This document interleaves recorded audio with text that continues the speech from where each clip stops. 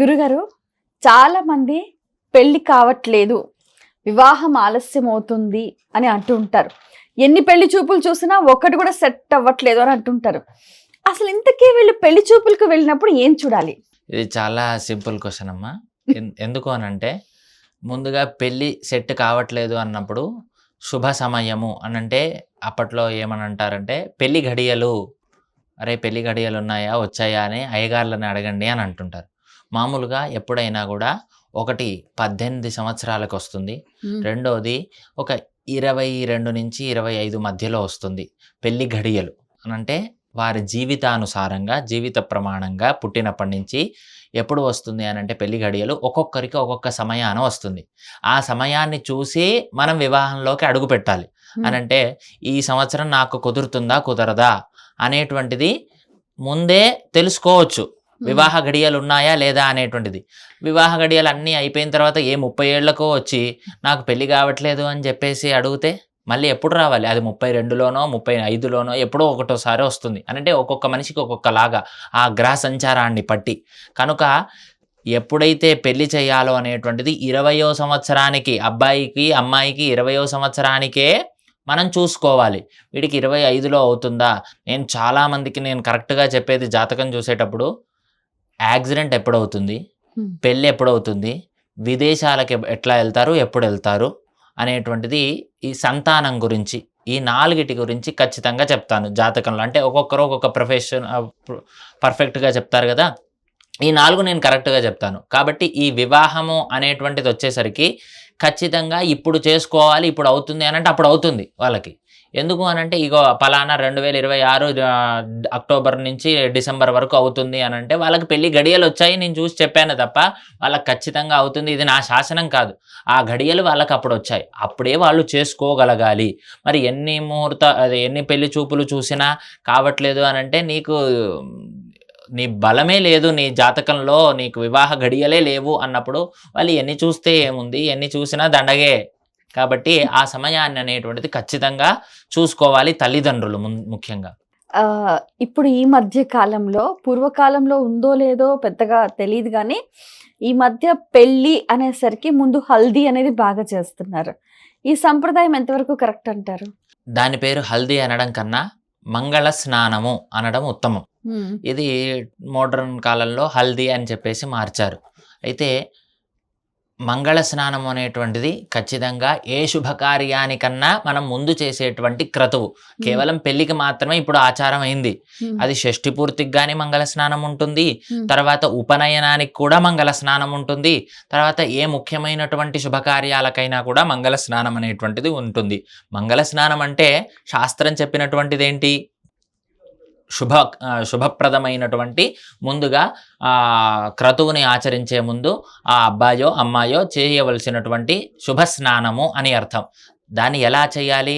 ఒక నూనెని తీసుకొచ్చి మాడ అంటాలి. ఆ తల్లిదండ్రులు ఎవరైతే ఉంటారో ఇంటి వాళ్ళు, బంధువులు, మిత్రులు మాడ అంటాలి. తర్వాత ఒళ్ళంతా నువ్వుల నూనె రాయాలి, తర్వాత పసుపు రాయాలి, తర్వాత చెవులో నూనె పోయాలి. ఒకటే కాదు, నెత్తికే కాదు, ఒంటికే కాదు, చెవులో కూడా నూనె పోయాలి. ఇవన్నీ కూడా శాస్త్రం చెప్పినటువంటివి. కాబట్టి ఇలా తర్వాత మంగళహారతులతోటి వాళ్ళకి ఏవేవైతే ఉత్తమమైనటువంటి వాళ్ళ ఆరోగ్యాన్ని బట్టి కూడా కొంతమంది ఉసిరికాయలు వేయాలి నీళ్ళల్లో ఉడికించేటప్పుడు, కొంతమంది నువ్వులు వేస్తారు. ఇలాంటివన్నీ కూడా వారి ఆరోగ్య స్థితిగతుల్ని బట్టి కూడా ఈ ఆచారాన్ని చేస్తూ, అలాగే ఇది శాస్త్రం చెప్పింది ముఖ్యంగా దాంట్లో ఆచారంగా నీళ్ళల్లో ఏమి వేసి మరిగించాలి అనేటువంటిది కూడా అది శాస్త్రపరంగా కాకుండా మన సాంప్రదాయబద్ధంగా చూసుకుంటూ ఖచ్చితంగా మంగళ స్నానం అనేటువంటిది చేయాలి. కాకపోతే ఇప్పుడు ఫొటోస్ కోసమో లేకపోతే ఇంకో దానికోసమో మరొక ఆడంబరానికో అది హల్దీ అని చెప్పేసి కొత్తగా మనము చేసుకుంటున్నాం. ఈ పందిరి పూజ చేసి పందిరి కింద అబ్బాయి అయితే వాళ్ళ తల్లిదండ్రులతోటి, అమ్మాయి అయితే తల్లిదండ్రులతో ఆ పందిరికి ఉన్న 4 వైపులా కూడా ఒక్కొక్క దేవతని పూజ చేస్తారు కదా, దాని ప్రాముఖ్యత? 4 వైపులు కాదమ్మా, ఒకవైపు ఈశాన్య భాగంలో అది కూడా నందిని మనము ముందుగా ముక్కోటి దేవతలని గృహంలోకి ఆహ్వానం చేసుకోవాలి. ఆహ్వానం చేసుకోవాలంటే వారికి ఉండేటువంటి అంటే ముక్కోటి దేవతలే కాదు, అసలు ఎలా చెయ్యాలి అనేటువంటిది ఒక పద్ధతి ఉంది. అంటే దేవుడిని ఆరాధించాలి, దేవతల్ని ఆహ్వానం చేసుకోవాలి, ఋషుల్ని, మునుల్ని, పెద్దల్ని, పితృదేవతలని ఆహ్వానం చేసుకోవాలి. ఆ తర్వాత బంధు, మిత్ర, బ్రాహ్మణోత్తములని ఆహ్వానం చేసుకోవాలి. ఒక పెళ్లి గాని, ఒక ఉపనయనం కావాలి అనంటే ఇంతమంది ఆరాధనలు కావాలి. దేవుడు, దేవతలు, ఋషులు, పితృదేవతలు, తర్వాత బంధువులు, మిత్రులు, బ్రాహ్మణోత్తములు ఇంతమందిని అవునా? వీళ్ళందరినీ ఆహ్వానం చేస్తాం గదా! కాబట్టి వీళ్ళందరూ ఉండడానికి, రావడానికి, కూర్చోవడానికి, పచ్చని తోరణాలకి, మంగళ తోరణానికి, మంగళ వాయిద్యాలకి అంతా కూడా సిద్ధం చేసుకోవాలి. కాబట్టి ముందుగా పెళ్లి రాట అని చెప్పేసి మనం ముందుగా పెళ్లి స్తంభము అని చెప్పేసి ముందుగా 16 రోజుల ముందో లేకపోతే మంచి రోజులో దాని ప్రాముఖ్యతను చూసి మనం ఒక్కొక్క సాంప్రదాయానుసారం నాటుతాం. నాటిన దగ్గర మనము ముందుగా పూజ చేస్తాం. ఎందుకు అని చెప్పేస్తే అక్కడ దేవతలందరూ కూడా నివసించడానికి యోగ్యమైనటువంటి స్థలంగా ముందుగా అక్కడ ఆరాధన చేస్తాం. కొంతమంది అప్పాలు చేస్తారు వాళ్ళ ఆచార ప్రకారం, ఆ పైకి వేస్తూ ఉంటారు, ఇలా చేస్తూ ఉంటారు, నివేదన ఇవన్నీ కూడా చేసి అప్పుడు పెళ్లి పనులు అక్కడి నుంచి ప్రారంభము అని చెప్పేసి చేస్తుంటారనమాట. మళ్ళీ పెళ్ళి అయిన తర్వాత 16 రోజుల తర్వాత తీస్తారు. ఎందుకనంటే ఒక్కొక్కరుగా ఒక్కొక్క రోజుగా వెళ్తుంటారు. దేవతోద్వాసనము, ఆ తర్వాత పాలికలని దేవతలుగా ఆహ్వానం చేస్తాం. బ్రహ్మ, విష్ణు, మహేశ్వరుల్ని పాలికల్లో ఆహ్వానం చేస్తాం. వాళ్ళు 16 రోజుల తర్వాత కదా ఉద్వాసన చేసేది. కాబట్టి ఆ 16 రోజుల వరకు ఆ పందిరి ఉండి ఆ పందిరి కిందనే నైవేద్యాలు పొందాలి అని చెప్పేసి ఆ యొక్క పందిరి అనేటువంటిది వేస్తూ ఉంటాం. బట్ ప్రస్తుతం ఉన్న మోడర్న్ కాలంలో ఒక్కరోజు పందిరి ఉండడమే చాలా గొప్పగా ఉంటుంది. పర్వాలేదు, దానివల్ల ఏమి అపచారం ఉండదా? అంటే ఆ ఒక్కరోజు మాత్రమే కదా ఇప్పుడు పూజ చేసుకునేది దేవతల్ని. ఇప్పుడు నేను అనుకోండి, నాకు ఒక ఇల్లు ఉంది, దాని వద్ద 16 రోజులు నేను కాపాడగలను. ఎందుకనంటే నా వృత్తే అది. భగవంతుని రోజు ఆరాధన చేసుకొని ఆ 16 రోజుల వరకు ఉంచేటువంటి స్థితి నాకు ఉంది. కాబట్టి నేను ఆ 16 రోజులు దేవుడిని అక్కడ ఉంచగలిగాను. అయితే మీరు 2 రోజులు ఉంచగలిగారనుకోండి, ఆ 2 రోజులు పందిరి ఉంచండి. వారం రోజులు ఉంచగలిగారు, భగవంతుడిని ఆరాధించగలిగారు, ఆ వారం రోజులు ఉంచండి. అట్లా ఎన్ని రోజులు భగవంతుడు ఉన్నట్లయితే అన్ని రోజులు ఆ పందిరి అలానే ఉండాలి. అనంటే ఆ పాలికలు ఉద్వాసం చేయడమో లేకపోతే ఇంకోటో మరొకటో చేస్తాం. అది కాకుండా 16 రోజులకి ఆ పుస్తెలు కూడా మళ్ళీ కడుతూ ఉంటారు కదా! కాబట్టి ఆ యొక్క పండగకి కూడా అందరి దేవతలు ఉండాలి కాబట్టి 16వ పండగ అని అంటుంటారు మీరంతా కూడా.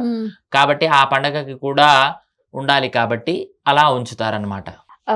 వివాహం అనేది జీవితంలో చాలా అతి ముఖ్యమైన ఘట్టం. వివాహం అనేసరికి ఒక అబ్బాయి, అమ్మాయి ఒక కొత్త నూతన అధ్యాయానికి వాళ్ళు శ్రీకారం చుడుతూ ఉంటారు.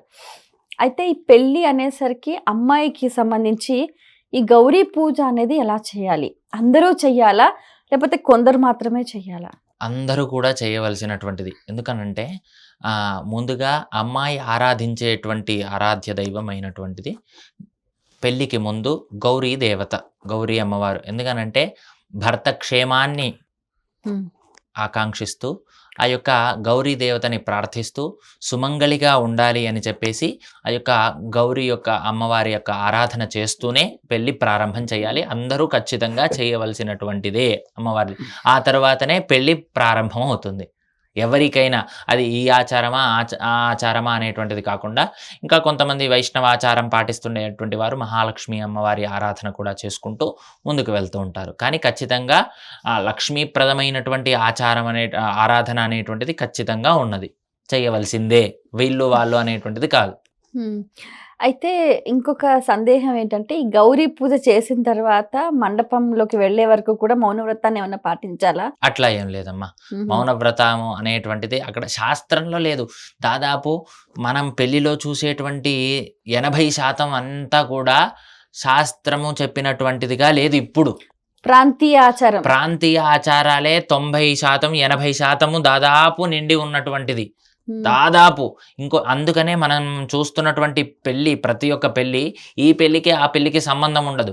ఈ అయ్యగారికి ఆ అయ్యగారికి నేనే చూడండి, ఒక పెళ్లి ఇక్కడ చేసింది అనుకోండి, ఇంకో పెళ్లి వేరే దగ్గర చూస్తే నా ఆచారమే వేరుంటుంది. ఆంధ్ర వాళ్ళకు ఒక పద్ధతి చేస్తాను, తెలంగాణ వాళ్ళకు ఒక పద్ధతి చేస్తాను, తమిళనాడులో జీలకర్ర బెల్లమే పెట్టాం, తర్వాత ఇంకో హిందీ రాష్ట్రాల్లో ఇంకోటే చెయ్యం, మంగళసూత్రమే కట్టించాం. ఇలా వాళ్ళ ప్రాంతీయ ఆచారాలు కూడా మాకు తెలిసి ఉండాలి. కాబట్టి ఆ ప్రాంతీయ ఆచారాలన్నీ కూడా వేరువేరుగా ఉంటది. మీ అయ్యగారు మీరెందుకు ఇట్లా చేశారు అనంటే వాళ్ళ ఎవరు వాళ్ళు, ఎక్కడి వాళ్ళు అన్నీ కూడా కనుక్కొని వాళ్ళ ఆచార ప్రకారాలు కూడా మేము చేయిస్తుంటాం. కాబట్టి ఒక్క పెళ్లి ఒకలాగా ఉండదసలు. ఎందుకనంటే శాస్త్రం చెప్పినయన్నీ చేస్తూ ఆచారాల ప్రకారంగా వెళ్తూ ఉంటామనమాట. కాబట్టి అన్నీ వివిధ రకాలుగా ఉంటాయి. ముఖ్యంగా వివాహ సమయంలో కూడా వధువు, వరుడు కూడా కాస్త ఏమీ ఆహారం తీసుకోకుండా ఉపవసించి ఉండాలంటారు. అయితే ఎందుకు ఉపవసించనుండాలి అంటే, హోమం చేస్తారు. ఎప్పుడు మన పెళ్ళిళ్ళలో హోమం చేస్తారు. యజ్ఞక్రతువు చేయాలి అనంటే, మనము ఎప్పుడైనా కూడా ఆహారం అంటే నిష్టగా, నియమంగా ఉండాలి. పెళ్ళికి కాదు మనము ఉండేటువంటిది ఆహారం లేకుండా, తినకుండా. హోమాని కోసం మనము వేచి ఉండాలి. హ్మ్. కాబట్టి అందుకోసం ఏమి తినకుండా, తాగకుండా ఉండాలి. అంటే మనము ద్రవ పదార్థం తీసుకోవచ్చు. ఘన పదార్థం తీసుకోకూడదు అనంటే పాలు, పండ్లు ఇలాంటివన్నీ తీసుకొని అన్నపు ఆహారం అంటే పక్వము అయినది అంటే ఉడికిచ్చినటువంటి ఆహారం తినకుండా ఉడికించని ఆహారం తినొచ్చు అని చెప్పేసి శాస్త్రం చెప్పబడి ఉన్నది. ఓకే. వివాహంలో ముఖ్యంగా జీలకర్ర, బెల్లానికి ఉన్న ప్రాధాన్యత మీ మాటల్లో? ఇప్పుడు జీలకర్ర, బెల్లం గురించి మాట్లాడితే చాలామంది ఆహ్, కా దీన్నేమంటారంటే డిబేట్ లాగా ఉంటుంది. ఎందుకనంటే చాలా ప్రాంతాల్లో నేను మొత్తం అంతటా చేస్తుంటాను కాబట్టి నాకు ఐడియా ఉంది. చాలా ప్రాంతంలో జీలకర్ర, బెల్లం పెట్టరు. మరి శాస్త్ర ప్రమాణమా జీలకర్ర, బెల్లం హ్మ్. అనంటే మనకున్నటువంటి గ్రంథాలు గుహ్య సూత్రం గానియండి, ఆపస్తంభ బోధాయన సూత్రాలు కానియండి, ధర్మసింధు. అంటే ఇక తర్వాత దాంట్లో నుంచి వచ్చినటువంటివి ఇవన్నీ కూడా. కాబట్టి ఈ యొక్క అంటే వివాహానికి, గృహస్థాశ్రమ యోగ్యతకి ఏవైతే సూత్రాలు చెప్పబడి ఉన్నాయో, ఆ సూత్రాలలో మనకి పాణిగ్రహణం గురించి ఉంటుంది. హుహు. అంటే చెయ్యి పట్టుకోవాలి. ఇలా గాదు పట్టుకునేది మళ్ళీ చెయ్యి. అర్థమైందా? పాణి అనంటే చెయ్యి, హ్మ్. వేలు కాదు. హ్మ్. పాణిగ్రహణము. ఇలా పెద్ద పెద్ద వివాహాల్లో లేదా అయ్యగార్ల దాంట్లోనో లేకపోతే అందరి దాంట్లో పెద్ద పెద్ద వాళ్ళ దాంట్లో శాస్త్రం తెలిసిన వాళ్ళలో పెద్ద పెద్ద వాళ్ళలో అంటే శాస్త్రం తెలిసిన వాళ్ళ దాంట్లో పాణిగ్రహణం అంటే ఇలా పట్టుకుంటారు. అమ్మాయి చెయ్యి ఇలా అంటే తర్వాత ఇలా పట్టుకుంటారు వరుడు. పాణిగ్రహణము. ఇది కాదు పాణిగ్రహణము అంటే. కాబట్టి ఇలా పాణిగ్రహణము శాస్త్రంలో చెప్పబడి ఉంది. తర్వాత సప్తపది ఉన్నది యొక్క శాస్త్రంలో. తరువాత లాజా హోమం ఉన్నది. ఇలాంటివన్నీ కూడా కొన్ని కొన్ని చెప్పినటువంటి శాస్త్రంలో ఉన్నాయి. కానీ ఈ యొక్క తలంబ్రాలు కానియండి, మంగళసూత్రం కానియండి, తర్వాత జీలకర్ర బెల్లం కానియండి, శాస్త్రంలో అంతగా సూచించబడలేదు. కానీ ఖచ్చితంగా చేయాలి పెద్దలు నిర్ణయించినటువంటి దాంట్లో. ఎందుకనంటే ఇవన్నీ కూడా ప్రాంతీయ ఆచారాలు. దక్షిణ భారతదేశంలో జీలకర్ర బెల్లం ఖచ్చితంగా ఉంచవలసిందే అని పెద్దలు నియమించారు. ఇప్పుడు సుముహూర్తం అంటే కూడా జీలకర్ర, బెల్లమే పెడతారు గదండీ! ఇక్కడ మీరు తెలుసుకోవాల్సింది ఏంటి అనంటే, సుముహూర్తము అనంటే జీలకర్ర బెల్లము అనేటువంటిది కాదు. సుముహూర్తము అనంటే 2 కనులు చూసుకునేటువంటి శుభవేళ కానీ, జీలకర్ర బెల్లం పెట్టేటువంటి శుభవేళ కాదు. అర్థమైందా? సుముహూర్తంలో ఇంకొన్ని రోజులైన తర్వాత సుముహూర్తంలో బాజా భజంత్రీలు అని అంటారు. అదే మనం పద్ధతిని మార్చొద్దు. కాబట్టి పద్ధతి ఏంటి అనంటే, సుముహూర్తంలో ఇంతవరకు కూడా అబ్బాయి, అమ్మాయి చూసుకోలేదు అని లెక్క. అవునా? కాబట్టి ఇప్పుడే ప్రప్రధానంగా చూపులు కలిసిన శుభవేళ అని కూడా అంటుంటారు కదా! కాబట్టి అప్పుడే తెరదీస్తారు. అప్పుడు ఒకటేసారి కనుల నుంచి కనులోకి చూసుకుంటారు. ఆ తర్వాత వేడి ఉత్తీర్ణమవుతుంది కాబట్టి ఆ జీలకర్ర బెల్లం అనేటువంటిది సుముహూర్తానికి పెడతారు అని. అంటే ఇక్కడ సుముహూర్తం అంటే ఏంటి? చూపులు కలవాలి. అది సుముహూర్తం. దాన్ని వేడిని తగ్గించడానికి జీలకర్ర బెల్లం పెడుతున్నాం. అవునా? కాబట్టి దానికి మంగళాన్ని చేకూర్చడానికి అక్షంతలని సమర్పిస్తున్నాం. ఇంకా మంగళాన్ని సమర్పించడానికి మంగళ వాయిద్యాలని పెడుతున్నాం. ఇంకా మంగళాన్ని చేకూర్చడానికి వేద మంత్రాలని చెప్పిస్తున్నాం. ఇంకా మంగళాన్ని చేకూర్చడానికి పెద్దలతోటి శతమానం భవతి సత్సంతాన యోగ్యతాఫల సిద్ధిరస్తు అని ఆశీర్వచనాలు ఇప్పిస్తున్నాం. కాబట్టి ఇక్కడ జరిగేటువంటిది ఏంటి అనంటే ఇద్దరు కూడా చూసుకోవడము అని అర్థం సుముహూర్తానికి. తదుపరి మాంగళ్య ధారణ. ఈ మాంగళ్య ధారణలో కూడా ఈ అబ్బాయి, అమ్మాయి ఆ తర్వాత బంధువులు అందరూ కూడా వారి సమక్షంలో కడుతూ ఉంటారు. దానికున్న ప్రాముఖ్యత. అంటే మంగళసూత్రము అనేటువంటిది కూడా ఆచారము అని చెప్పేసుకున్నాం మనం. మన భారతదేశంలోనే చాలా ప్రాంతంలో కడతారు, చాలా ప్రాంతంలో కట్టరు. అది కొన్నింటేమో రౌండ్ గా ఉంటాయి, కొన్నేమో వేరే మ్మ్. షేప్ లో ఉంటాయి. అదే ఇదే ఏదైనా ఒక సువర్ణాన్ని ఒక సూత్రంతో ఒక బంధనం చేయడమా? లేదు లేదు, ఇది మంగళకరమైనటువంటి ద్రవ్యాన్ని సమర్పించడము అని మ్మ్. చెప్పుకోవచ్చు. అంటే ఈ సూత్రం కట్టినంత మాత్రాన ఏదో రకాన్ని తీసుకొని వచ్చి మనం వేసుకోవడం కొత్త ఏదో రకం అని అంటే ఇప్పుడు నాకు ఇష్టం ఇచ్చినటువంటి షేప్ని తీసుకొని వచ్చి వేసుకోవడం కాదు కదా. మ్మ్. తమిళనాడు ప్రాంతంలో ఎం ఆకారం ఉండేటువంటి షేప్స్ చూస్తుంటారు. మన అవును. దాంట్లో కూడా ఒకటి రౌండ్గా ఉంటుంది, తర్వాత గుంట పుస్తా అని అంటుంటారు, తర్వాత ఫ్లాట్ అంటుంటారు. ఇలా ఇవన్నీ కూడా ఆచారాలు అయినప్పటికీ మనము ఖచ్చితంగా చెయ్యాలి అనేటువంటిది పెద్దలు నిర్ణయించబడిన ఉన్నటువంటి ఈ యొక్క మంగళ సూత్రం. వేదంలో చెప్పండి అని అంటే ఎవరు చెప్పలేరు ఖచ్చితంగా సూత్రాలు. ఇక్కడ రామచంద్రుల వారి వివాహం అయింది అని అంటే పాణిగ్రహణం జరిగింది. మ్మ్. కానీ మీరేం చెప్తారు, వివాహంలో ఏది ముఖ్యమైనటువంటి ఘట్టము అని అంటే జీలకర్ర బెల్లమా మంగళసూత్రమా? జీలకర్ర బెల్లం. ఈ రెండూ కాదు, కన్యాదానము ముఖ్యమైనటువంటి ఘట్టం. ఓహో. అర్థమైందా? మ్మ్. ఎందుకనంటే ఈ రెండు శాస్త్రాల్లో చెప్పనప్పుడు చెయ్యొద్దు అని నేను అనట్లేదు, శాస్త్రంలో ఖచ్చితంగా తెలుపబడలేదు కాబట్టి. కానీ శాస్త్రంలో చెప్పినటువంటిది ఏంటి? పాణిగ్రహణము, కన్యాదానం. కన్యాదానము. కాబట్టి కన్యాదానం కదా, ఇక్కడ జరిగేటువంటి క్రతువే కన్యాదానం. అవునా? ఈ కన్యాదానం చేసేటువంటిదప్పుడు పుణ్యం రావాలంటేనే అది జీలకర్ర బెల్లం పెడితే ఆ యొక్క తల్లిదండ్రులకి, అమ్మాయి తల్లిదండ్రులకి పుణ్యం రాదు. మంగళసూత్రం కట్టి ఆ అల్లుడితో కట్టిస్తే పుణ్యం రాదు. మరి ఏం చేస్తే వస్తుంది? దానం చేస్తే పుణ్యం అని వస్తుంది. ఏ పుణ్యం వస్తుంది అసలు? మీరు అడగవలసినటువంటి ప్రశ్న అసలు ఏంటి అనంటే, పెళ్లి చేస్తే తల్లిదండ్రులకు కానీ లేకపోతే ఆ కుటుంబానికి కానీ ఏమి లాభము లేదు. ఎందుకనంటే కొడుకు పుట్టాడు అనుకోండి, చిట్ట చివర 16వ కర్మ చేసేటప్పుడు, తండ్రికి 16వ షోడశ కర్మ చేసేటప్పుడు తలకరువి పెడతారు అని అంటారు. అవునా? అప్పుడు రుణాన్ని తీర్చుకుంటాడు. మరి ఆడపిల్ల పుడితే రుణం తీర్చుకోదా? ఇదందరూ ఆడపిల్ల అందరికీ తెలియాలి ఇదంతా కూడా. ఆడపిల్ల పుడితే రుణం ఎలా తీర్చుకుంటుంది? అబ్బాయి తండ్రి చనిపోయినప్పుడు మాత్రమే రుణం తీర్చుకోగలడు. కానీ అమ్మాయి పెళ్లి మండపంలోనే రుణం తీర్చుకుంటుంది. ఎందుకు? పాణిగ్రహణాన్ని ఎప్పుడైతే అమ్మాయిని కన్యాదానాన్ని చేస్తారో తల్లిదండ్రులు, దశపూర్వేషాం దశాపరేషాం మత్వంశ్యానాం మాతృవంశ్యానాం నరకాత్ ఉత్తీర్య శాశ్వత విష్ణులోకే నిత్య నివాస సిద్ధ్యర్థం. అవునా? మీరు కూడా చదువుతున్నారు కదా. కాబట్టి ఏంటి అనంటే, దశపూర్వేషాం నా ముందు 10 తరాలు, దశాపరేషాం నా తర్వాత 10 తరాలు, మత్వంశ్యానాం నా వంశము, మాతృవంశ్యానాం నా తల్లిగారి వంశము, నరకాతుత్తీర్య నరకంలోకి వెళ్లకుండా, శాశ్వత విష్ణులోకే నిత్య నివాస సిద్ధ్యర్థం. విష్ణులోకం అంటే ఏంటి? మోక్షము. కనుక ఇప్పుడు ఉంది అమ్మాయికి భాగ్యము, తల్లిదండ్రుల రుణం తీర్చుకునేటువంటి యోగ్యత. ఎందుకనంటే ఇక్కడ ముందు 10 తరాలు ఎవరైనా నరకంలోకి వెళ్ళినట్లయితే, స్వామి నేను కన్యాదానాన్ని చేస్తున్నాను. ఎవరికి చేస్తున్నాను? ఎవరికి చేస్తున్నారు ఈ కన్యాదానం? సాక్షాత్ నారాయణ స్వరూపాయ వరాయ. ఎందుకనంటే కాళ్ళు కడుగుతాం అబ్బాయికి. ఏమని? నాకంటే చిన్నవాడైనటువంటి అల్లుడు గారి కాళ్ళు కడుగుతున్నాను అని కడుగుతారా? మరి ఎవరి కాళ్ళు కడుగుతున్నారు? నారాయణ. పూజ చేస్తారు. ఏమని? సాక్షాత్ నారాయణ స్వరూపాయ వరాయ. నారాయణుడే, ఈ అల్లుడు గారి రూపంలో వచ్చినటువంటి నారాయణుడే.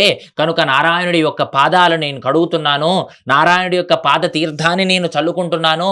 నా బిడ్డ అయినటువంటి, నా అమ్మాయి అయినటువంటి లక్ష్మీదేవిని నేను ఇచ్చి పాణిగ్రహణము, కన్యా దానం చేస్తున్నాను. అందుకనే దశపూర్వేషాం దశాపరేషాం మత్వంశ్యాన, నేను నరకంలోకి వెళ్లకుండా, నా తర్వాత వాళ్ళు 10 తరాలు కూడా వెళ్లకుండా నాకు అనుగ్రహింపజేయవయ్యా నారాయణ స్వామి అని చెప్పేసి మనం అక్కడ కన్యా దానం చేస్తుంటాం. కాబట్టి మంగళసూత్రానికి, మీరు అడిగినటువంటి ప్రశ్న, మాంగళ్య సూత్రానికి ఉన్నటువంటి విశిష్టత. కనుక ఇవన్నీ కూడా చేసినప్పటికీ మన ఆచార పద్ధతిలో ఒక ముఖ్యమైనటువంటి ఘట్టము పెద్దలు. ఎందుకు అనంటే, పెద్దలు నియమించినటువంటి ప్రతి దాంట్లో ఆచారాల్లో శాస్త్రం ఒకలాగా చెప్తే అర్థం చేసుకునేటువంటి విధి విధానాలని మన పెద్దలు అర్థం చేసుకొని, ఇలా ఉంటే వీరికి వివాహం అయినట్టు, ఇగో ఈ యజ్ఞోపవీతం ఉంటే ఇంకోటి మరొకటి, వీళ్ళు ఇలాంటి క్రతువులు చేయడానికి ఇదొక బంధనము, వీళ్ళు చేసేటువంటి గృహస్థాశ్రమానికి ఇది ఒక సాక్షాత్కారము, లేదా మరొకటి సౌభాగ్యానికి ఇదొక మంచి నాంది అనేటువంటి శుభమైనటువంటి మంగళప్రదమైనటువంటి ఆలోచనతోటి ఆనాడు ఇప్పుడు కాదు కొన్ని వేల సంవత్సరాలు వేల సంవత్సరాల నుంచి జరుగుతున్నటువంటి ఆచార పద్ధతులు ఇదంతా. చాలా చక్కగా చెప్పారు. కన్యాదానం అనేది చాలా విశిష్టత. అయితే ఇది ఎటువంటి పాపాలని పోగొడుతుంది? ఎటువంటి పాపాలు పోగొడుతున్నటువంటిది అనేటువంటిది చాలా మంచి ప్రశ్న. అయితే దీంట్లో మీకు ఒక సంకల్పం చెప్తారు. సంకల్పము అనేటువంటిది అంటే ఇప్పుడు కొబ్బరి బొండం పట్టుకుంటారు, మీకు పెళ్ళయింది కదా, అందరికి దాదాపు అయి ఉంటుంది కదా. కాబట్టి అప్పుడు ఒక కొబ్బరి బొండం పట్టుకొని ఉత్తి చేతులతో కాకుండా పూర్ణ ఫలంతో కన్యాదానం చేయిస్తారు. కాబట్టి అప్పుడు ఒక 15 నుంచి 20 నిమిషాలు ఆగకుండా అయ్యగారులు మంత్రాలు చదువుతారు. ఏంటా మంత్రము అనంటే మహాసంకల్పము అని అంటారు. రోజు మీరు పూజ చేసుకుంటారా? అప్పుడు సంకల్పం చెప్తారా? ఏదో ఫలానా గోత్రము నామము ఏదో ఇగో నేను చేస్తున్నాను పూజ నిత్య ఆరాధన కరిష్య అని ఏదో సంకల్పం చెప్పుకుంటాను, నేను బాగుండాలి, ఇల్లు అంతా బాగుండాలి అని చెప్పేసి. మహాసంకల్పము అనంటే కొంచెం పెద్దగా ఉంటుందా? అయితే అండపిండ బ్రహ్మాండాల దగ్గర నుంచి వస్తుంది. నేను అంటే సంకల్పము అనంటే ఎవరు, ఎప్పుడు, ఎక్కడ, ఎందుకు. అర్థమైందా? ఎవరు చేస్తున్నారు, ఎప్పుడు చేస్తున్నారు, ఎక్కడ చేస్తున్నారు, ఎందుకు చేస్తున్నారు అనేటువంటిది ఈ మహాసంకల్పము. కనుక అండము ఈ పిండము బ్రహ్మాండంలో ఎక్కడ ఉన్నాము, ఎందుకంటే నేనయ్యా చేస్తున్నాను అని చెప్పేస్తే భగవంతుడికి అర్థమవుతుందా? ఎక్కడో ఉన్నటువంటి నువ్వు. ఎందుకు అనంటే సముద్రంలోకి వెళ్ళి ఒక ఇసుక రేణువు తీసుకున్నాం అనుకోండి, అంతకంటే చిన్ననైనటువంటిది మన భూమి భగవంతుడికి. అర్థమైందా? సముద్రంలో ఎన్ని కోటాను కోట్ల ఇసుక రేణువులు ఉంటాయి, అందులో ఒక్క ఇసుక రేణువు తీసుకుంటే భగవంతుడికి అంతకంటే చిన్నదైనటువంటిది కదా మన భూమి. మనం కాదు, మన భూమి. అందులో మనం ఎక్కడా, మన మండపం ఎక్కడా, అవునా, మన కన్యాదానం ఎక్కడా. కాబట్టి ఇదంతా కూడా శాస్త్ర ప్రమాణంగా ధర్మం చెప్పినట్టుగా ఒక ప్రమాణ సంకేతంగా చెప్తుంటాం. ఇగో ఈ అండము, ఇది బ్రహ్మాండము, ఇది పిండము, అందులో సౌర కుటుంబము, అందులో నవగ్రహాలు, అందులో ఒక భూమి, ఆ భూమిలో ఎన్ని ఉన్నాయి, 7 ఖండాలు, 7 సముద్రాలు, అందులో భరతఖండే, ఆ 7 ఖండాల్లో ఒక ఖండంలో ఉన్నాం కదా భరతఖండే, భరతవర్షే, ఈ భారతదేశంలో ఉన్నాం. అందులో కూడా ఎక్కడ ఉన్నాం మళ్ళీ, అవునా, ఏ రాష్ట్రంలో ఉన్నాం, ఏ రాష్ట్రంలో అనంటే పలానా తెలంగాణ అని చెప్తామా, పలానా ఇగో హైదరాబాద్ అని చెప్తామా? చెప్పలేం కదా. ఎక్కడ ఎలా చెప్పాలి అని అంటే అంగవంగ కళింగ కాశ్మీర కాంభోజ సౌవీర సౌరాష్ట్ర మహారాష్ట్ర పగదమాలవ నేపాల కేరళ చౌల కాంచాల గోలమలయాల సింహల ద్రవిడ ద్రావిడ కర్ణాట నాట పానాట పాండ్య పులింద్ర ఆంధ్ర హోణ దశార్ణ భోజ కుక్కురుగురు గాంధార విదర్భ విదేయ బాక్లిక బర్భర కేకయ ఇవన్నీ కూడా రాష్ట్రాల, పాత రాష్ట్రాల పేర్లు. కాబట్టి ఆంధ్ర రాష్ట్రంలో ఉన్నాము. మరి అందులో ఎక్కడ? ఇప్పుడు అండపిండ బ్రహ్మాండాల దగ్గర నుంచి దేశం చెప్పుకున్నాం, ఖండాలు చెప్పుకున్నాం, రాష్ట్రాల్లాగా వచ్చాము. అందులో ఎక్కడ? ఎన్నో నదులు ఉన్నాయి. ఓ నదీ ప్రవాహ ప్రాంతంలో ఉన్నాం. ఏ నదీ ప్రవాహ ప్రాంతంలో ఉన్నాం? కృష్ణా గోదావరి యోర్ మధ్య దేశే అని సంకల్పంలో చెప్తుంటాం కదా. మనం తాగే నీళ్లు కృష్ణా గోదావరి, ఏ ప్రాంతంలో ఉండేటువంటి వారికి ఆ ప్రాంత సంకల్పం చెప్తామన్నమాట.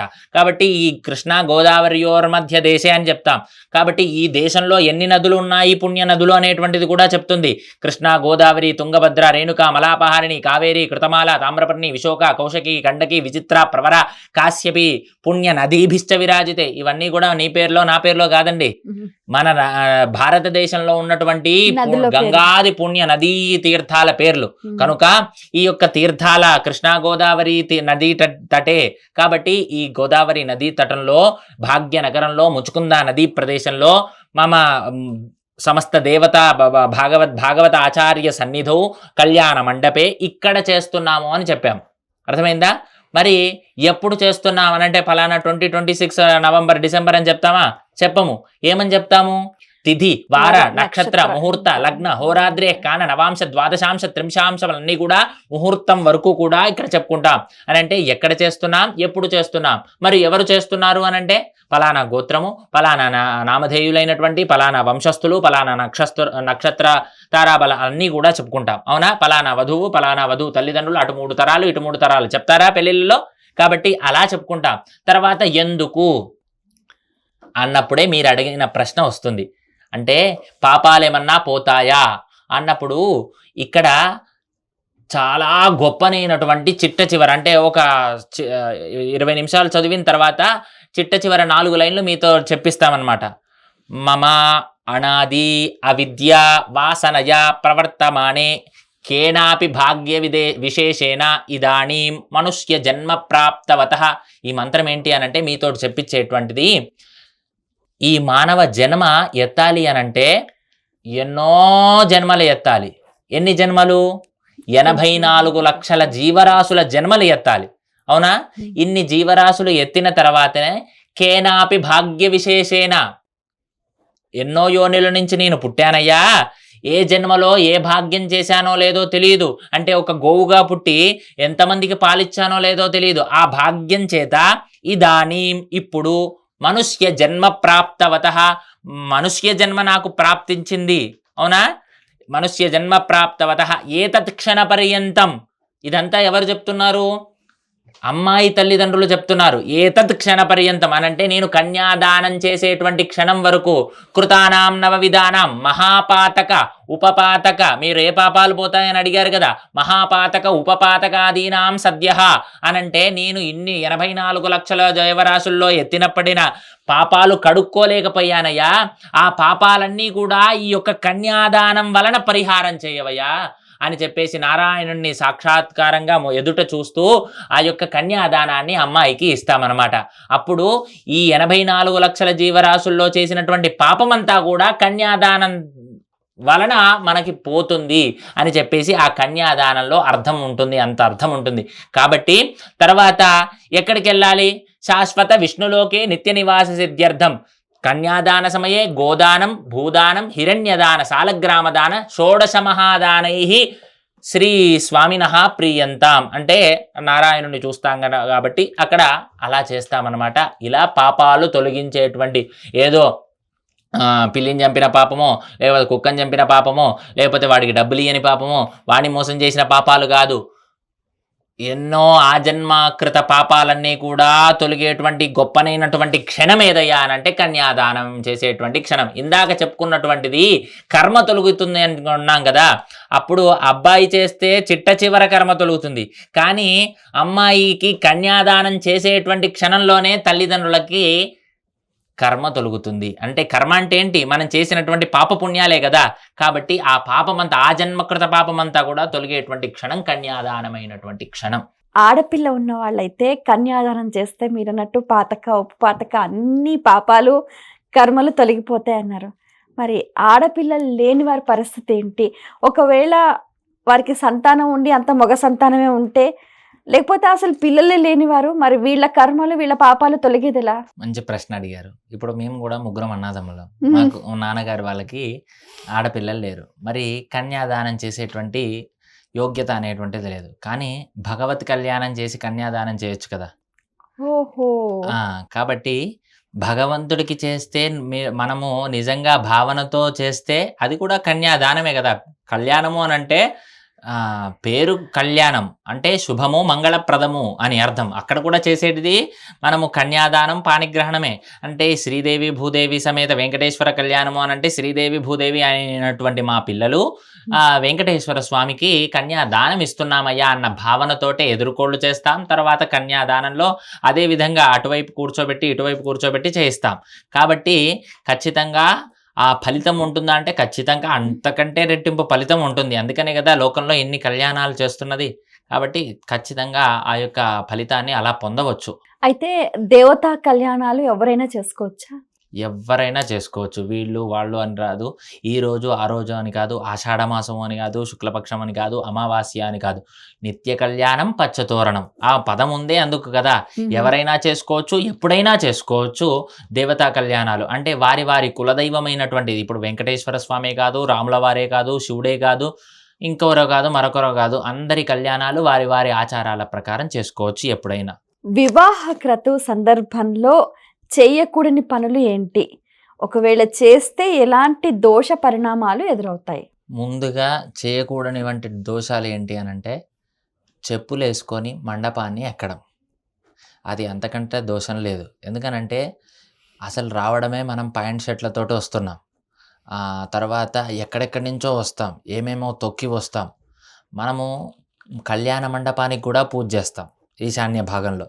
ఉమ్, అంటే ఈ కాలంలో కొంతమంది చేస్తున్నారు, కొంత ఖచ్చితంగా అయితే మీరు పెళ్ళిళ్ళలో కూడా ధర్మేచ అర్థేచ కామేచ నాతి చరామి నాతి చరితవ్య కళ్యాణ మండపం సాక్షిగా పెద్దల సాక్షిగా అని కూడా చెప్తుంటారు. ఉమ్, అంటే కళ్యాణ మండపం సాక్షిగా అనంటే దేవతలందరి సాక్షిగా అని అర్థం. అంటే 'త్రయస్త్రింశత్ కోటి దేవతలందరి సాక్షిగా' అని అక్కడ అర్థం వస్తుంది. కాబట్టి అంటే అక్కడ అర్థం ఏంటి? అక్కడ కొలువు తీరువై ఉన్నారు అని అర్థం. మరి దేవతా మండపంలోకి మనం వెళ్లి పాదరక్షలతోటి ఎక్కడెక్కడో తొక్కి, ఎక్కడెక్కడో అలానే వాష్‌రూమ్స్ ఎళ్లి తర్వాత అట్లానే వచ్చేస్తుంటారు. ఏం తొక్కుతారో తెలీదు. కాబట్టి అంతకంటే దోషము లేదు. తర్వాత ఎలా పడితే అలా వచ్చేసి కళ్యాణ క్రతువుని ఆపేయడం. అంటే నేను అక్షంతలేసి ఎళ్ళిపోతాను. మధ్యలో మంత్రాలు చదువుతుంటే, పూజ మధ్యలో చేస్తుంటే ఇలాంటివన్నీ కూడా చిన్న చిన్న తెలియని దోషాలు. కాబట్టి ఇంకోటి, వచ్చినటువంటి అతిథులని ప్రతి ఒక్కరిని గౌరవించాలి. అరే! వాళ్ళు నాకు పడదు. వాళ్ళు మొన్న అట్లన్నారు, మొన్న ఇట్లన్నారు. అరే! వాడికి నాకు గొడవైంది అయినా వచ్చారు. ఇలాంటివన్నీ భేదాలు పెట్టుకోకుండా, ఎందుకు అనంటే వారి రూపకంలో ఏదో దేవత వచ్చినా నష్టం లేదు. ఖచ్చితంగా ఏదో శక్తుల రూపకంగా రారు. బంధువులు, మిత్రులు, బ్రాహ్మణోత్తముల రూపకంగానే దేవతాగణమంతా కూడా వస్తుంది. కనుక మనం అందరినీ కూడా నువ్వు పిలిచినందుకు సార్థకతగా గౌరవ మర్యాదలతోటి చందన తాంబూలాదులు ఇచ్చి వాళ్ళని సత్కరించడం తప్పనిసరి. ఆ దోషం ఎప్పుడూ చేయకూడదు. ఎందుకంటే బ్రాహ్మణ దోషం కానీ, బ్రాహ్మణ దూషణ కానియండి, తర్వాత బంధుమిత్రుల దూషణ కానియండి, వివాహ క్రతువులో మీరెప్పుడైనా దూషించినట్లయితే కూర్చో నీళ్ళు అక్కడే నీళ్ళిరా ఇలా మాట్లాడినట్లయితే ఆ దోషమంతా కూడా ఎవరైతే కూర్చున్నటువంటి దంపతులు ఉన్నారో, వివాహం చేసుకునేటువంటి దంపతులు ఉన్నారో వారికి ఖచ్చితంగా అంటుతుంది. అక్కడ ఏ క్రతువులో ఏ ఇబ్బంది అయినా కూడా అరే వాళ్ళ పెళ్ళికి వచ్చినందుకు ఇలా అయిందిరా అని అనుకుంటారు తప్ప మిమ్మల్నో వాళ్ళనో అనుకోరు. కాబట్టి ఆ దోషాలు ఎప్పుడూ కూడా చేయకూడదు. ఈ లాజా హోమం అనేది కొన్ని ప్రాంతాల్లో చేస్తారు, కొన్ని ప్రాంతాల్లో చెయ్యరు. ఈ లాజా హోమం ఎవరు చెయ్యాలి, ఎందుకు చేయాలి, దానివల్ల కలిగే ఫలితం ఏంటి? వివాహం అయిన తర్వాత ఖచ్చితంగా హోమం చేయాలి అని శాస్త్రం చెప్తుంది. మనం ఇందాక మాట్లాడుకున్నట్టుగా శాస్త్రం చెప్పిందేంటి, తర్వాత ఆచారాలు చెప్పిందేంటి అనంటే ఖచ్చితంగా పాణిగ్రహణము, సప్తపది ఇలాంటివన్నీ కూడా, లాజా హోమము ఇలాంటివన్నీ కూడా శాస్త్రం చెప్పినటువంటివి. కాబట్టి లాజా హోమము అన్నప్పుడు ఒకటే హోమం రాదు. మనం లాజా హోమం అని పిలుస్తుంటాం. తర్వాత ప్రధాన హోమాలు అని చెప్పేసి, తర్వాత స్థాళీపాక హోమాలు అని చెప్పేసి చాలా హోమాలు ఉంటాయి. ఒక గంట సేపు హోమాలు ఉంటాయి. అంటే ముందుగా స్థాళీపాకము అనంటే వండడం అర్థమైందా? అంటే గృహస్థాశ్రమ లోపలికి వెళ్తాం కదా, వంట వండడం. ఆ తర్వాత లాజా హోమం అని అడిగారు కాబట్టి ఆ లాజాలన్నీ కూడా ఎవరైతే అమ్మాయి అన్నయ్యో తమ్ముడో ఉంటారో వాళ్ళు ఆ పేలాలని, వరి పేలాలని, మామూలు పేలాలని కాదు, బియ్య పేలాలని కాదు, వరి పేలాలని వడ్లని వేయించి అప్పుడు పేలాలు వస్తే అవన్నీ కూడా తీసుకొని వచ్చి ఆ యొక్క చెల్లియో లేకపోతే అక్కనో వారికి ఇస్తే వారి ద్వారా పెళ్లి చేసుకున్నటువంటి భర్త ఆ హోమానికి యజ్ఞ సాక్షిగా నేను యశస్సు పొందాలి, శ్రేయస్సు పొందాలి, సంతానం పొందాలి అని చెప్పుకుంటూ 3 సార్లు ఆ లాజాలని వేస్తారన్నమాట. అగ్ని ప్రదక్షిణం. ఆ అగ్ని ప్రదక్షిణం అని కూడా దాంట్లో శాస్త్రంలో వివరించబడుతుంది. కాబట్టి ఆ యొక్క అగ్నిగుండం చుట్టూ ప్రదక్షిణం చేసి ఒకసారి ప్రేలాలు మంత్రపూరితంగా, మంత్ర సాక్షిగా నేను యజ్ఞం సాక్షిగా వివాహం ఆడాను కనుక నీ ద్వారా యశస్సు కావాలంటే అగ్నియే ఇవ్వాలి, శ్రేయస్సు కావాలంటే అగ్ని ద్వారానే తీసుకోవాలి. కాబట్టి ఐశ్వర్యాన్ని పొందేటట్టుగా, సంతానాన్ని పొందేటట్టుగా ఈ యొక్క లాజా హోమాల్ని సమర్పిస్తూ అగ్నికి తత్ఫలితాన్ని ఈ ఇరువురు దంపతులు కూడా పొందుతారు అని ఈ యొక్క హోమక్రతువుని ఆచరిస్తూ ఉంటారు. తర్వాత ముఖ్యంగా పెళ్లిలో అందరూ కనిపించకపోయినా అదిగో అరుంధతి నక్షత్రం అని చూపిస్తూ ఉంటారు. అసలు ఇంతకు ఎవరు ఈ అరుంధతి? ఆ నక్షత్రం, మనకు ఎన్నో నక్షత్రాలు ఉంటాయి. అయితే 27 నక్షత్రాలలో అరుంధతి ఉండదు. మరి అరుంధతి నక్షత్రాన్నే చూపిస్తారు, నిజంగా కనపడదు. అదిగో అంటూ చూపిస్తూ ఉంటారు. అరుంధతి వశిష్ఠాభ్యా నమః అని. అసలు అరుంధతి వశిష్ఠుల గురించి చెప్పండి. మనకి కనిపించేటువంటి నక్షత్రాలు, అక్కడ ఉన్నటువంటి నక్షత్రాలు మాత్రమే నక్షత్రాలు కాదు. ఇక్కడ ఒక్కసారి మీరు ఆకాశంలో నిజంగా నక్షత్రాలు కనిపించేటువంటి సమయంలో పైకి చూస్తే ఎన్ని నక్షత్రాలు కనబడతాయి? చాలా నక్షత్రాలు కనబడతాయి, సమూహాలు కనబడతాయి. మరి నక్షత్రాలు అన్నప్పుడు మనకి ఎన్ని ఉంటాయి? 27 నక్షత్రాలు. మరి 27 నక్షత్రాలే ఉంటాయా?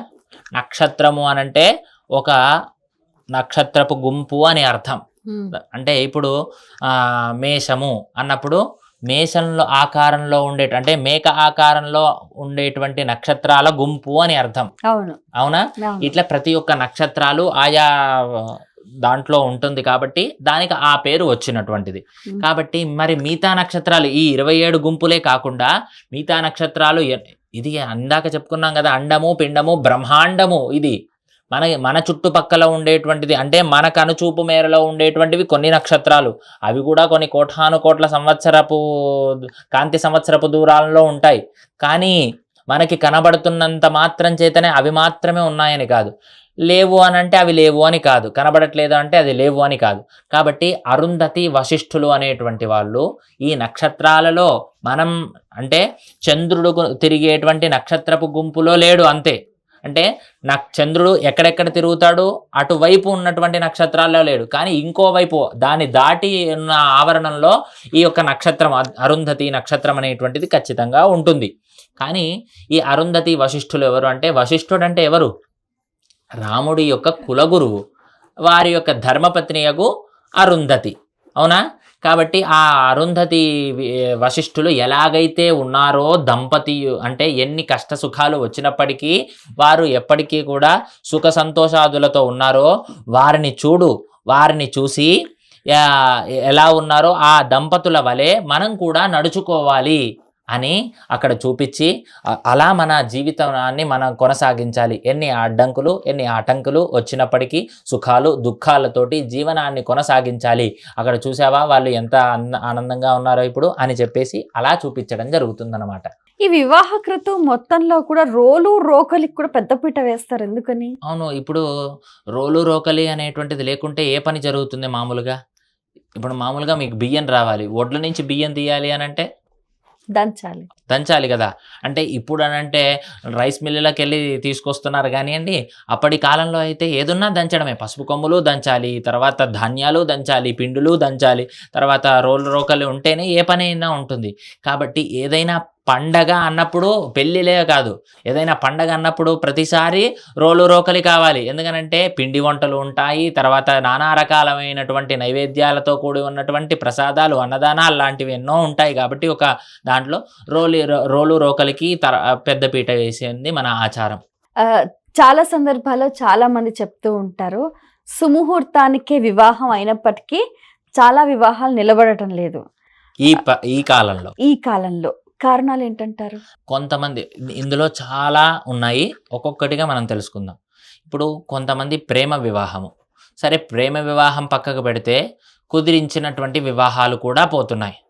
ఆ కుదిరించినటువంటి వివాహాల్లో కూడా 50% వరకు ఇబ్బంది పడుతున్నారు. తర్వాత ఏదో విధంగా విడిపోవడమో, లేకపోతే దూరంగా ఉండడమో, లేకపోతే అన్యోన్యత లేకపోవడమో ఇలాంటివి జరుగుతున్నాయి. కాబట్టి ఎందువలన అనంటే, ఒకటి పెట్టుడు ముహూర్తాలకి ఎక్కువగా వెళ్తున్నారు.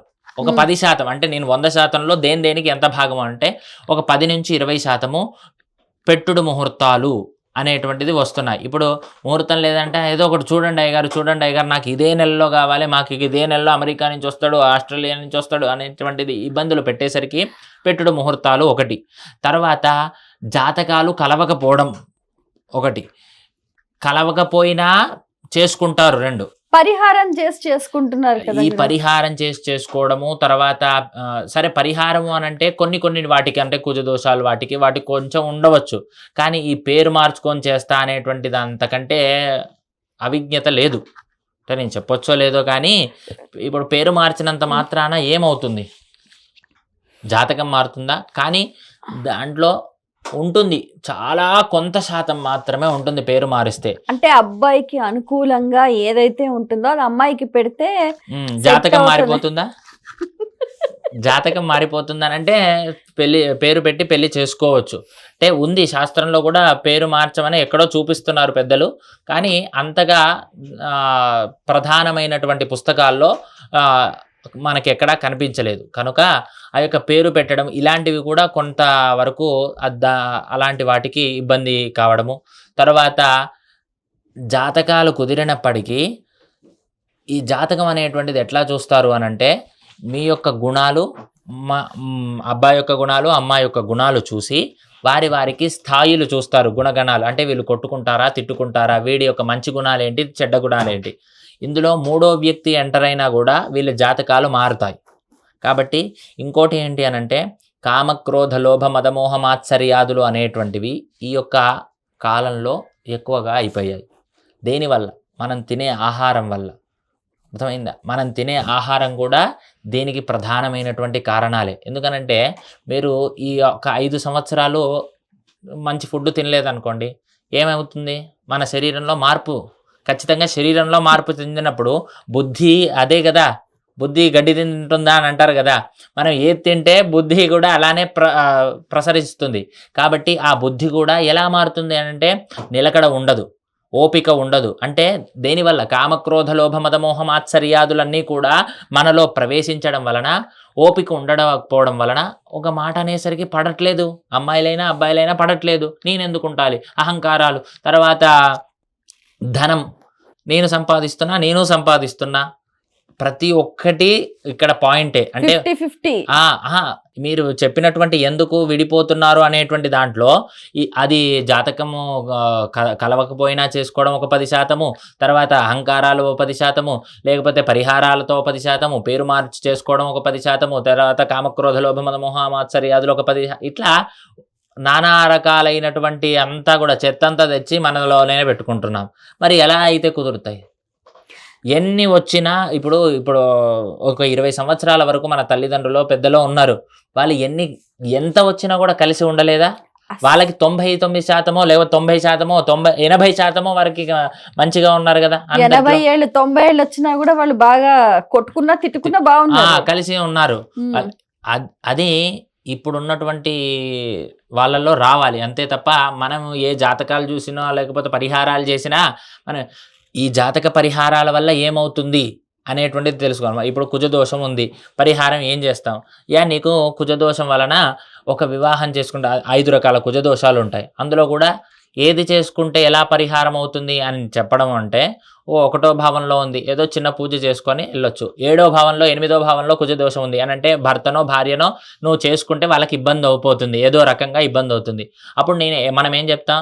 నీకు మొదటి వివాహం కదా ఇబ్బంది అయ్యేది, రెండో వివాహం కాదు. కాబట్టి మొదటి వివాహం ప్రాణం ఉన్న చెట్టుని చేసుకో, కుంభ వివాహమో అర్క వివాహమో చేసుకో. కాబట్టి 3 రోజులు నువ్వు ఉండు వారితోటి, అంటే ఆ చెట్టుతోటి ఉండి ఆ తర్వాత ఆ చెట్టుని నీళ్ళల్లో వదిలే, అదే నీళ్ళల్లో కలిసిపోతుంది. కాబట్టి ఇలా నీకు ఒక వివాహం అయిపోయింది. కాబట్టి రెండో వివాహానికి కాదు కదా దోషము. కాబట్టి ఇలాంటి చిన్న చిన్న ప్రత్యామ్నాయాలతోటి మనము ముందుకెళ్తూ ఉంటాం అన్నమాట. అంటే మన మనస్సులో ఉండాలి, ఇలా జరిగిపోయింది కాబట్టి నాకేం కాదు, నేను పరిహారం చేసుకున్నా నాకేం కాదు అన్న మెదడు వచ్చేస్తుంది. అన్యోన్య దాంపత్యం కోసం పాటించాల్సిన పరిహారాలు ఏమిటి? అన్యోన్య దాంపత్యము, అసలు దాంపత్యానికి కారకుడైనటువంటి వాడు శుక్రుడు, తర్వాత కుజుడు కూడా ఉంటుండు. అయితే ఈ యొక్క శుక్రబలం అనేటువంటిది జాతక పరిశీలనగా వస్తే శుక్రబలం అనేటువంటిది ఎక్కువగా ఉండాలి.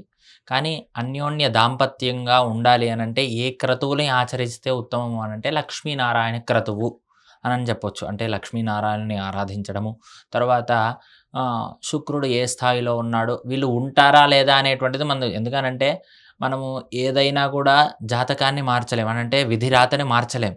కానీ భగవత్తత్వము వలన, అంటే భగవంతుడిని ఆరాధించడం వలన దాన్ని ఎలా దాటగలమో, ఇప్పుడు సంసార సాగరాన్ని దాటొచ్చు అని కొన్ని స్తోత్రాల్లో కూడా ఉంటాయి. ఈ భవసాగరంను ఎలా దాటగలను, నువ్వే నాకు దారి చూపించు అని స్తోత్ర అర్థాల్లో ఉంటాయి. మరి ఆ భవసాగరాన్ని దాటడము అనంటే ఎలా అనంటే నీ యొక్క నామస్మరణతోటి నేను దాటగలను అనంటే పూజనో యజ్ఞమో జపమో దానమో చేయడం వలన ఆ కష్టం అనేటువంటిది ఖచ్చితంగా వస్తుంది, ఆ కొట్టుకోవడమో తిట్టుకోవడం అనేటువంటిది వస్తుంది. కానీ మనము సత్వరజస్తమో గుణాల్లో సత్వగుణాన్ని ఈ పూజ వలన సత్వగుణాన్ని మాత్రమే పెంపొందించుకొని రజస్తమో గుణాలని తొక్కిపెట్టి ఈ యొక్క పూజా ఫలితం ద్వారా నేను ఇన్ని రోజులు నువ్వు తినకూడదు, తినొద్దు, ఇదే నియమాలతో పాటించాలి, తర్వాత అహంకారంగా మాట్లాడకూడదు, ఇది 41 రోజులో ఇలా చేసినట్లయితే వారి యొక్క గుణం మారడం వలన, లేకపోతే ఆ పూజ వలన వాడి బుద్ధి మారడం వలన వారికి ఆ యోగ్యత అనేటువంటిది కలుగుతుంది. అందుకనే ఒక్కొక్క పూజకి ఒక్కొక్క పద్ధతులు, ఒక్కొక్క ఆచారాలు ఉంటాయి. కాబట్టి ముందుగా జాతకంలో శుక్రుణ్ణి పరిశీలించాలి. ఆ తర్వాత ఆరాధ్య దైవంలో లక్ష్మీనారాయణులు ఆది దంపతుల్ని ఆరాధించుకోవాలి. అప్పుడు అన్యోన్య దాంపత్యం అనేటువంటిది కొనసాగుతూ ఉంటుంది. ఈ మధ్య కాలంలో మనం గమనిస్తే కూడా ఇంటర్ కాస్ట్ మ్యారేజెస్ అనేవి చాలా ఎక్కువైపోయాయి. ఈ ఇంటర్ కాస్ట్ మ్యారేజ్ వల్ల ఎటువంటి ఫలితాలు వచ్చే, ఎటువంటి పరిణామాలు చోటు చేసుకునే అవకాశం ఉంది?